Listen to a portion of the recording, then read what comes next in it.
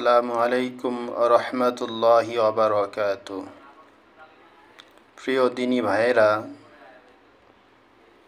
যারা বেচা কিনার কাজকর্ম করে থাকেন তাদের মধ্যে দেখা যায় অনেকেই ওজনে কম দিয়ে থাকে। দেবার সময় তারা ওজনে কম দেয়, আবার নেবার সময় তারা ওজনে অনেক বেশি নেয়।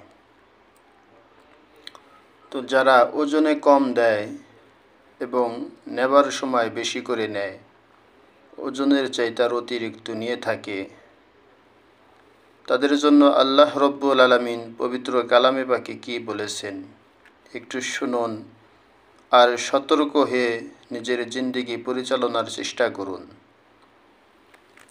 যে আল্লাহ রব্বুল আলামিন এই দুই শ্রেণীর লোকদের জন্য ভবিষ্যতে পরকালে কি পরিণাম লিখে রাখছেন, এই বিষয়গুলো শুনুন। পবিত্র কালামুল্লাহ শরীফ থেকে আয়াতের অর্থ সহকারে তেলাওয়াত করছি।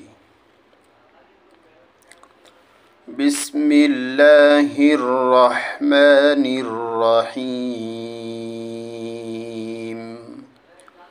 ওয়াইলুল লিল মুতাফফিফিন।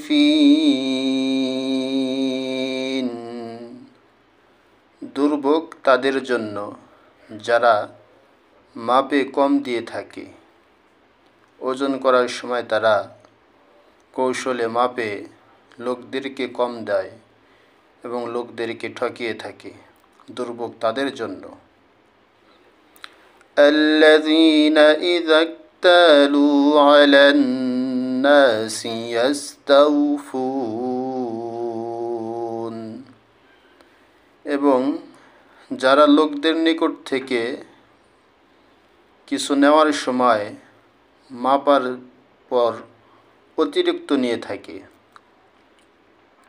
যা ওজনে হয় তার চাইতে আরও বেশি নিয়ে থাকে, অধিক গ্রহণ করে থাকে, তাদের জন্য আল্লাহ রব্বুল আলামিন সতর্ক করে দিয়ে বলেছেন যে তোমাদের জন্য অনেক দুর্ভোগ, ভয়াবহ পরিণাম অপেক্ষা করতেছে।